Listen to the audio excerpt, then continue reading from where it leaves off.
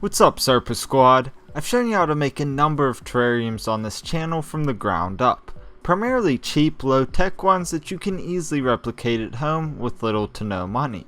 Aside from the complexity of certain builds, I typically don't go high-tech. Well, we'll switch gears in this one though and set up a BioOrb Air. This unit automatically controls lighting, humidity, and air movement, so I guess you could say that it's high-tech. Truthfully, this probably isn't something that I would have got on my own. However, Oase reached out to me and wanted to see what I could do with their product, so I took them up on the offer. Full disclosure, they sent this to me for free, but they didn't tell me what to say or anything like that. Otherwise, this video wouldn't be happening. All they wanted was for me to set it up and make a video about it. When I removed the BioOrb from the box, I was pleasantly surprised to see how large it was. I've seen several pictures of it online, but they don't give an accurate sense of scale. They come in a few colors, but I went with white because of how I brand my stuff. I gotta say, at first glance, it's really sleek looking. I was also surprised by how light it is. It felt like it hardly weighed anything. Aside from the orb itself, the kit comes with a few other components that require assembly. The first component being the equivalent of a false bottom. What it consists of are two pieces of plastic which clip together and are covered by a fabric mat. To get this into the orb, you have to remove the misting reservoir and turn the lid counterclockwise until it can be pulled off. The support tray fits snugly into the bottom of the container and is topped off with a rubber stopper.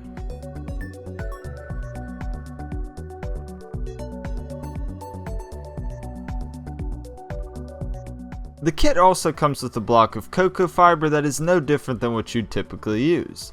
You put it into a bucket with water and it expands. The kit implies that cocoa fiber alone is a suitable long-term substrate, but I have a really hard time believing that. So I added all of the necessary components to turn this into my tropical ABG mix, including sphagnum moss, charcoal, orchid bark, cocoa chips, and coarse sand. Having not used the BioOrb long term, I can't say if cocoa fiber alone would have been sufficient.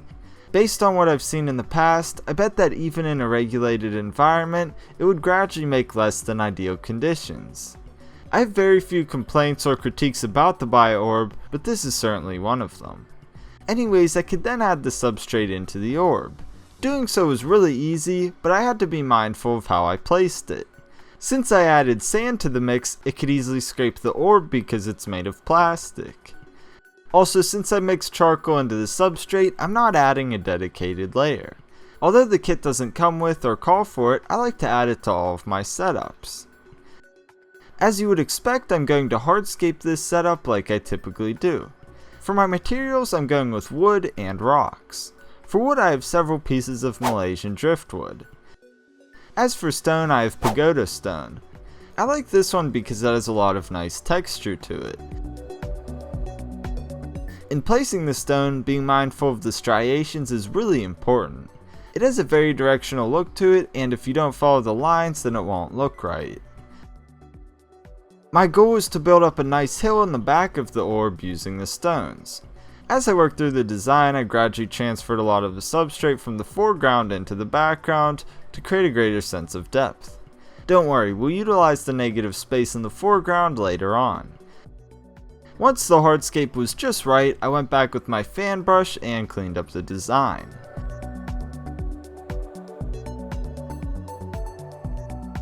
Now the BioOrb can be brought to life with all of the plants. I tried to use a lot of oddballs in this one, the first of which being Pteris cretica roeri. This is a really cool and prehistoric looking fern that will add a lot of great texture to the background. Per usual, I dug a hole, put the plant in place, and made it look proper. Next up is another fern, Adiantum pubescens, more commonly referred to as the rough maidenhair fern. Just like the one before it, it was situated into the background. From there I wanted to add a pop of color with a Begonia rex rumba. I placed this one near the front of the scape to really draw you in with the vivid coloration and details. Introducing another plant, Lamium maculatum, white Nancy, or the spotted dead nettle. I don't have high expectations for this one, but I wanted to experiment with it. Typically it doesn't like high humidity, but it's been going well in my propagation bin, so I figured it was worth a shot. I planted segments of this on either side of the Pteris critica. Let's move to the mid-ground with Cryptanthus acalus jade. In my opinion, this one is a very striking plant that really adds some nice texture to the setup and helps draw the eye throughout. At this point, I felt that the background was lacking, so I added another Pteris critica. From there, several segments of Alternanthera focoidea Christmas tree were introduced to the mix. This plant has a lot of great texture and a nice dark green hue that will really add to the setup. Now we'll add the gems of the forest, mini orchids. First up are 3 segments of Pleurothallus grobii small. These plants are an epiphyte, so they shouldn't be planted directly into the substrate. What I did was wrap their roots in some java moss and then nestled them into crevices where they wouldn't come in direct contact with the substrate.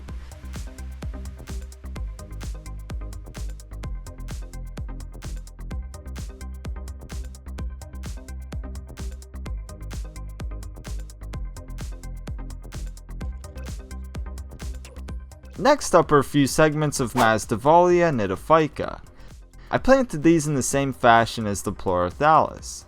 This one is really cool because the leaves get a pinkish purple hue under the right conditions, and they seem to have long periods of bloom.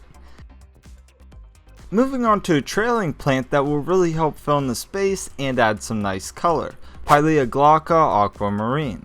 This is a really cool and delicate plant that will cascade throughout the design, adding pops of interest. Adding yet another fern, Calicis riti monstrifera. Like a lot of the other plants I added to this setup, this one is definitely an oddball with some really interesting textures. This setup wouldn't be complete without more orchids, so I proceeded to add a jewel orchid, Mycodes petola. Even when it's not in bloom, this is a really beautiful plant. It has some seriously detailed leaves to it. Onto another plant for the high ground, Saxifraga vetchiana, otherwise known as the strawberry begonia. This is another delicate plant that will help add the necessary details to the overall look. That's enough planting for now. Let's move on to the botanicals. First off is the leaf litter.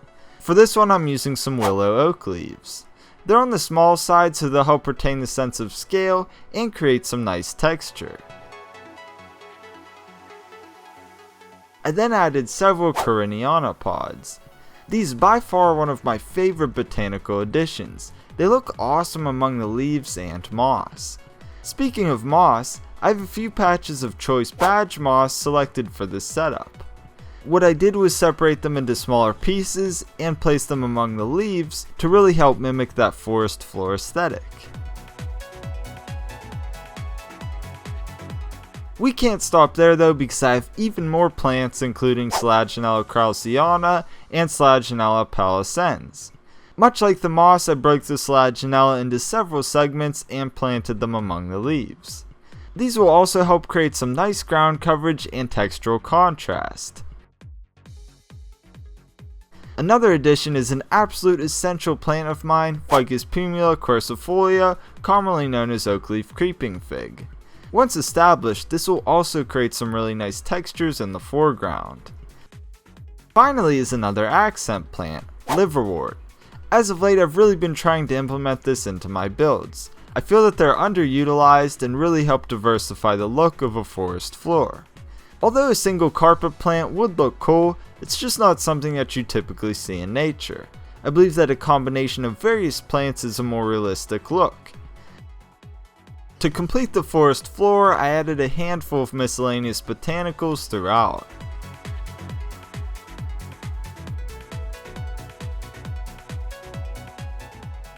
From here I had to pour water into the base. Much like a regular terrarium, this will go into a reservoir that helps keep up the humidity.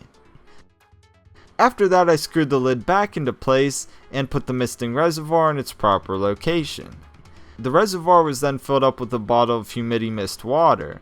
This is essentially really pure water that's devoid of minerals. Then I inserted the air filter and plugged the BioOrb into the power source. Before we take a final look though, let's add our bioactive cleanup crew. First off, of course, are the springtails. These guys will help deal with any potential mold outbreaks and aid in a natural decomposition cycle. Next up are the isopods, more specifically Porciello scabbird Dalmatian isopods. These look awesome and will also play a big part in the cycle. In case you're new to this, you may be wondering why I added bugs. The springtails and isopods will break down the leaves and other organics, which will then be converted into food for the plants, and the cycle continues. That's part of the beauty of bioactive setups. No need to add fertilizers because the cleanup crew does the job. These will also help keep the environment clean for the other inhabitants when the time comes.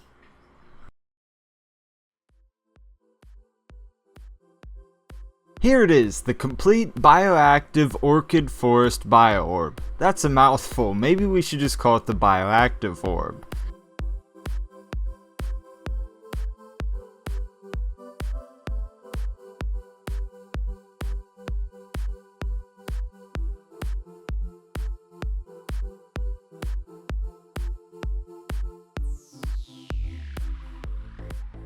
I think the biggest strength of the BioOrb is how sleek it is. It really does an excellent job at showcasing the design while keeping a low profile.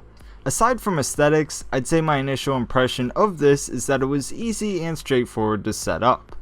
All of the directions were self-explanatory while walking you through the process. They even came complete with illustrations. That's great for someone like me because I hate dealing with directions. The irony of that, of course, is that I enjoy making instructional videos. A lot of the time it's a struggle scaping and planting a setup like this, but I actually thought it was pretty pleasant to work with. As for the functionality of this piece, I can't give an accurate assessment at this time, having not used the BioOrb for more than a few days. However, my first thought is that I wish the features were more customizable. Take the lighting for example. No matter what, it runs on a 12-hour cycle, and that cycle is programmed based on whatever time of the day you set it up. Meaning that if you want it to turn on at 2 PM, you have to program it at 2 PM. Although the automatic features are great, I wish there was a way to program exactly what happens and when. Perhaps I want different light schedules based on the day of the week, or maybe I want to run the lights for only 6 to 8 hours at a time. All of those and other features could of course be programmed through an app on my phone. I'm sure that's something that will come with future models though, so don't take what I'm saying the wrong way. Like I said earlier, I also had complaints about the substrate, but that's so minor because it has nothing to do with the BioOrb itself. Despite my few qualms, I have to say that this appears to be an incredible item. It looks awesome, appears to function well, and most importantly showcases the design flawlessly. As far as that's concerned, the fans do a great job at keeping the view clear of condensation. Sure, you'll get some when you miss the plants, but it dissipates quickly. Also, I was surprised how minimal the distortion is because it's usually pretty common with this type of thing. Enough on that though, I'll follow up in a few months to show you how everything is doing and to give you a better assessment of the BioOrb itself. A huge thanks to Oase for giving me the honor of setting one of these up. I really do appreciate it and would gladly do it again. In case you want to learn more about the BioOrb Air or are looking to buy one, I'll leave links down in the video description. I'm curious to know though, how do you think I did with this one? I know many of you are asking for this project, and I personally think it's some of my best work. That's enough rambling for this one though, time to move on to the next project. Thank you so much for tuning in, I hope you enjoyed this one. If you did, please take a moment to like the video. It only takes a moment and really goes a long way in supporting this channel. If you like natural living art just like this and you're not yet subscribed, what are you doing? Subscribe already so you don't miss out on future projects. Anyways, I'll catch you all in the next one, Serpa Squad. Take care and peace.